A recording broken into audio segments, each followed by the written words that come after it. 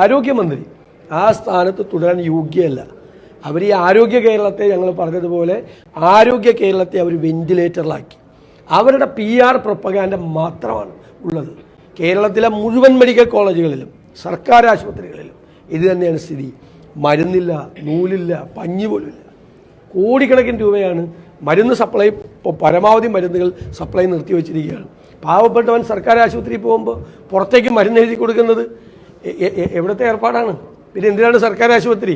സർക്കാർ ആശുപത്രിയിലേക്ക് ഓപ്പറേഷന് പോകണമെങ്കിൽ സർജിക്കൽ എക്യുപ്മെൻസും പഞ്ഞിയും നൂലും തുന്നാനുള്ള നൂലും സൂചിയും മേടിച്ചുകൊണ്ട് പോകണം എന്ന് പറയുന്നത് എന്ത് പരിതാപകരമായ സ്ഥിതിയാണ്. ഇതെല്ലായിടത്തും ആവർത്തിക്കുകയാണ്. അവർ റിപ്പോർട്ട് നേടിക്കൊണ്ടിരിക്കുകയാണ്.